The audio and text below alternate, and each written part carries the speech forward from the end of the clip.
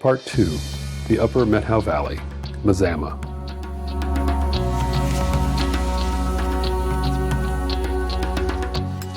The Mazama trails have several places to start from.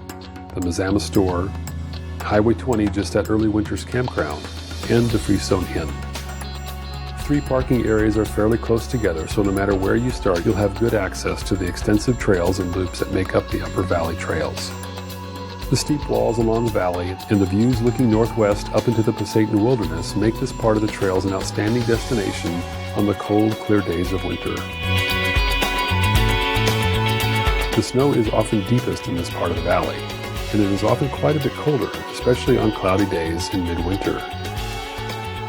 Make sure you adjust your wax to the actual temperature in this part of the valley, often a full wax number colder than the Winthrop area.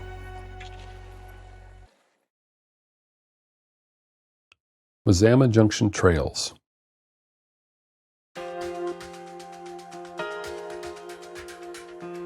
The Mazama Loops. From the Mazama Junction trailhead, there are a series of short loops that weave their way through the valley floor below Goat Wall. This is a prime place to work in your technique as the trails are level with no climbs.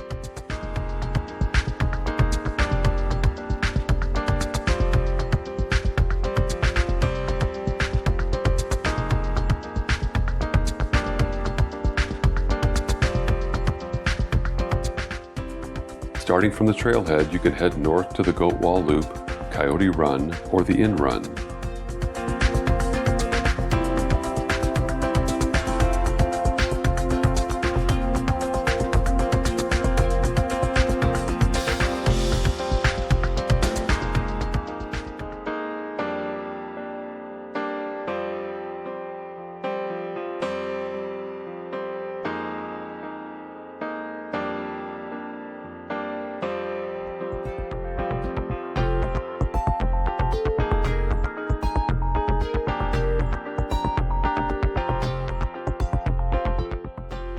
If you head east on Inn Run, you will reach the 1.6 kilometer Flag Mountain Loop in the Biathlon Range in a few minutes.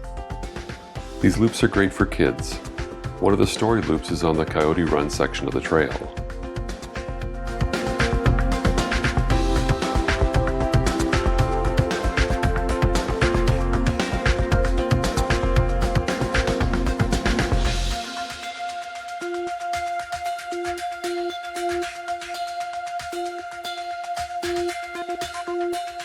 Start your day by warming up on these loops before heading out further on the nearby trails that head further up or down the valley.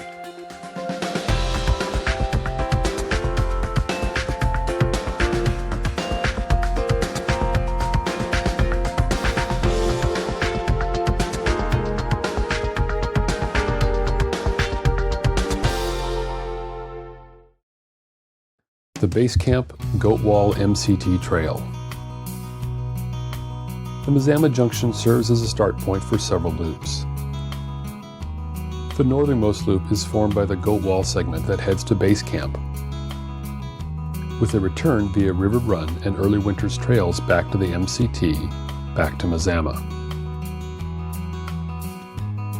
Start at the Mazama trailhead and begin skiing towards the massive cliffs of Goat Wall to your north. Goat Wall Loop is only a few hundred meters up the trail, and you can take the near or far loop sections to the left or west to head towards Base Camp. You leave the open fields and enter the woods with a few short climbs and descents as you wind your way through the forest and some small farms. As you approach Base Camp, you will find yourself in dense trees along the north side of Lost River Road. You will cross the road just outside Base Camp.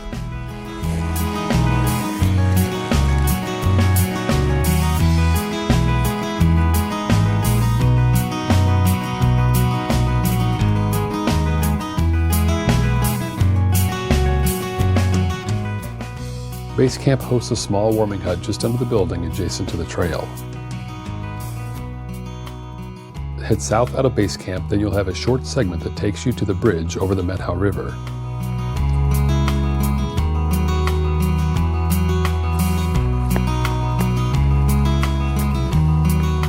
Shortly after crossing the bridge, you connect with River Run.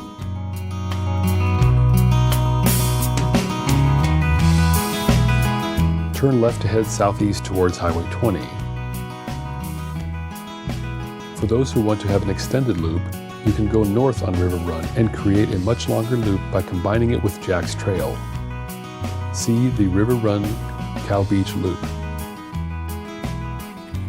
River Run weaves its way southeast for 1.4 kilometers before you connect with the Early Winters turnoff that takes you to the Freestone Inn. Cross over Highway 20 and you will connect within 100 yards of the northern end of the Methow Community Trail. Turn left on the MCT to ski parallel to Highway 20 for about 2 kilometers before you will arrive at a small tunnel under Highway 20. Slip through the tunnel and over the open fields that are just south of Mazama Junction. A few minutes later you will cross the Methow River again, a skis off section, and head back to the trailhead to complete the loop. The Freestone Inn and Sandy Butte Trail. The Freestone Inn marks the north end of the MCT and offers a full-service snack bar and gift shop that is always cozy and welcoming. There is a short loop that heads south from the inn up Sandy Butte, with a brief climb that is a good place to practice your uphill technique. Head up the trail, which has several climbing segments before you reach the apex of this 1.8 kilometer segment. Once at the top, continue east and zip down the loop back to the MCT connection. At the junction, you can head left back to the Freestone, or the Upper Valley Loops, or right towards Mazama Junction. This loop can be a good way to start a longer day of skiing if you want to warm up with a good bit of climbing. It is cold in the shadow of Sandy Butte, so be sure to wax on the cool side if you are going to spend time here early in the day.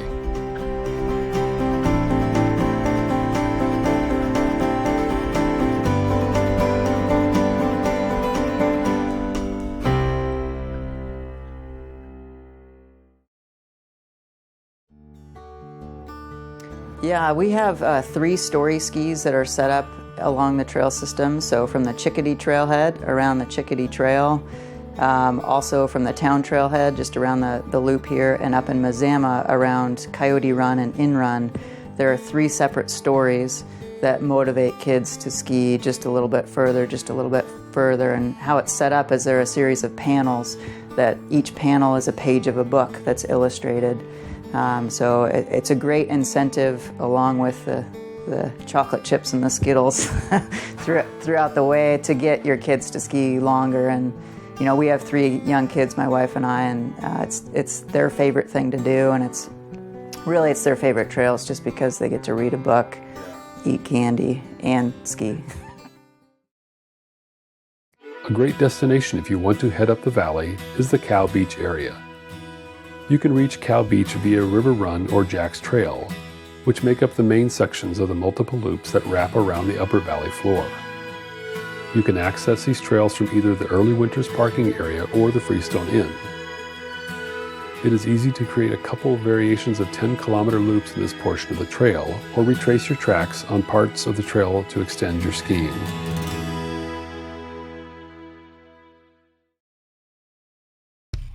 Let's start with a commonly selected loop: River Run, Cow Beach, Jack's Trail Loop. Start from Highway 20 Early Winters parking area. As you enter the woods, you'll come across a junction just about 100 feet in. Take the right turn to the east and begin on River Run. This first section of the trail feels fast. It's narrow in spots with plenty of small turns that will wind you through the sparse forest as you head north towards the river, which is always just out of sight on your right.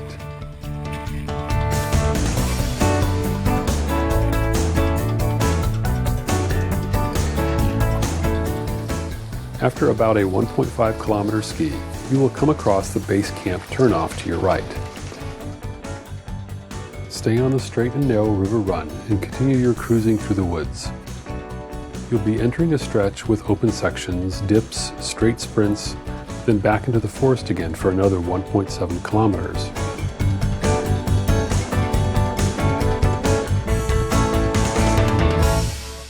At that point, you are at the Cow Beach Loop and Hut.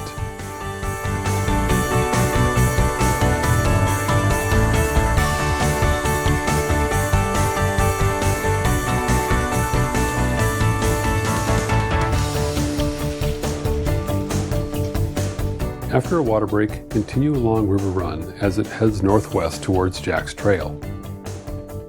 The sheer face of Goat Mountain is just to your east the entire time and is often laced with snow in every crack and fissure of its cliffs. The end of River Run is marked by a short, steep climb to Jack's Trail. Once on Jack's Trail, keep heading out to the open fields that make up the far northwest section of the Mazama Trails. Take this far loop all the way out and it will turn back to the southeast to head back towards the west side of the river valley. Jack's has its ups and downs, literally. It is a great place to practice your climbing with skating, as the climbs are short and allow you to recover between each climb as you dash through the woods. The trail is entirely in the woods, so it can be cold on some days. You will pass 2 cutoffs that are irregularly groomed. Just let those go by to stay on your route. After 5.2 kilometers on Jack's Trail, you'll be close to your start point. Just before you are done with this loop, you'll see the turnoff for Doe Canyon. This 4-kilometer bypass is a steady climb for 2K. Then you retrace your route back to Jack's Trail. You may add this on if you wish to punish yourself further before finishing your day. Finally, follow Jack's Trail back to Highway 20 to complete this 12-kilometer circuit. The MCT Trail from Mazama to Brown's Farm is one of the busiest segments of the trail system. Start at the southeast corner at the 4-way stop at the Mazama Junction and head east into the trees that parallel Goat Creek Road. The first segment of the trails winds through open forests and through numerous properties that have donated access to the MCT. This part of the trail is very gradually downhill and is a fast ski.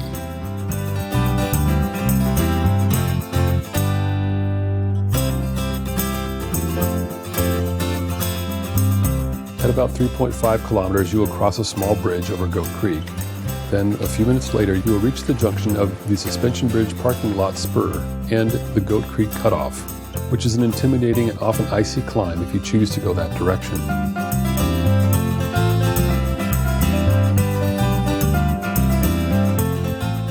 Instead, at the junction, turn right towards the Talks-Foster Bridge over the Methow River just under a kilometer away.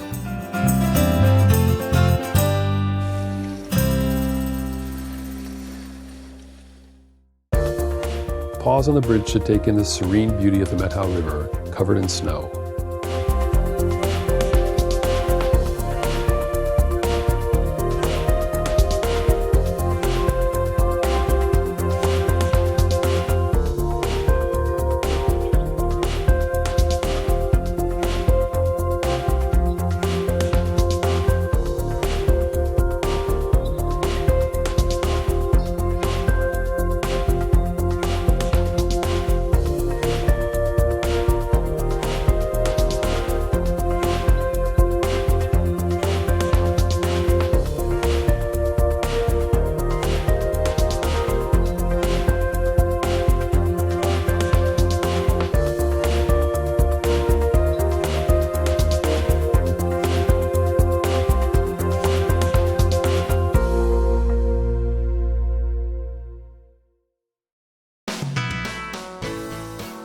After the bridge, the trail continues to wind through the sparse forests along the river. There are some great stretches of open views and places to open up your strides as you ski along.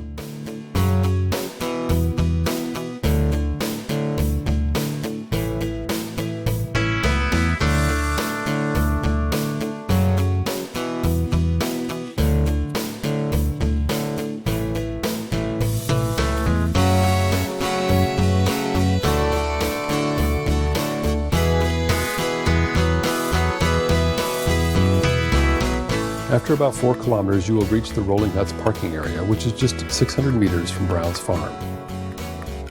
This completes this 9.5 kilometer stretch of the MCT and is a good start to a longer day heading towards Winthrop, or a solid finish for a half-day ski.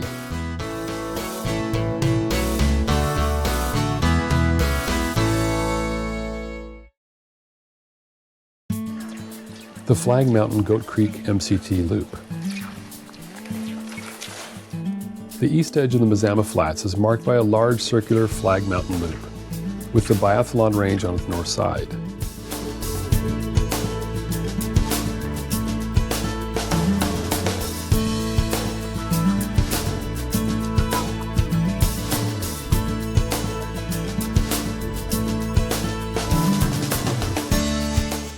On the east end of the loop, the Upper Goat Creek Trail peels off to the northeast with a slow climb initially, then a short steep climb up the southeast face of Flag Mountain. This widely spaced forest and winding trail is a nice contrast to the open valley floor, and the short climbs are a great place to practice your climbing sprints. After 2.5 kilometers, you'll run into Goat Creek Road. Cross the road to take the Goat Creek Cutoff trail back towards Mazama, or if you are heading up to Rendezvous Pass, take the left to the Lower Fawn Creek Trail. See the next section. The Goat Creek Cutoff is a short section with a gradual downhill to the Methow River, with one exception: the steep hairpin turn followed by the short, very steep finale that takes you to the Goat Creek MCT junction. These two steep sections are usually scraped down to hardpack or ice from the oft-terrorized skiers trying to maintain some semblance of control through the hairpin turn and the last pitch. This section is a black diamond segment for a reason. Once back on the community trail, you can head back northwest to Mazama, another 4 kilometers to complete the loop.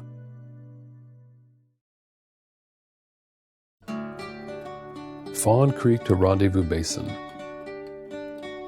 The Fawn Creek Trail has 2 sections, a lower section with a significant steady climb of over 1,250 feet over 4.7 kilometers, followed by an upper section with less of a total climb but some significant up and down segments. This trail is the most challenging of the entire trail system, so take this on with a lot of energy in reserve. Starting from the Goat Creek parking area, head up the Goat Creek Cutoff, cross the Goat Creek Road, then head up northeast to Lower Fawn Creek. Try to enjoy the scenic views as you wind your way up the hillside on this epic climb. Once you reach the Upper Fawn Creek segment, you will reach Sick Joke Hill, a steep section with a vigorous climb, followed by a loss of that precious elevation gain right afterwards. You descend a good 500 feet of elevation to 3,090 feet, then have another 6.3 kilometers to reach Rendezvous Pass at 3,983 feet. On your way up to the pass, on the Rendezvous Basin Trail, you'll see the 1.5 kilometer Castle Hut Cutoff, which is a good destination point if the pass is not your primary goal. The Castle Hut has spectacular views, while Rendezvous Pass does not. If you decide to continue to the pass, you'll again be climbing gradually along the flank of Rendezvous Mountain. Another side trip option is to go up to Grizzly Hut along Grizzly Way, which you can follow to reconnect back to the Rendezvous Basin Trail further up the mountain, and the trails converge near the pass. The return trip is mostly downhill, but again, this trail has a lot of ascents and descents, so be prepared to earn your 30 kilometers on this day if you complete the full climb to Rendezvous Pass.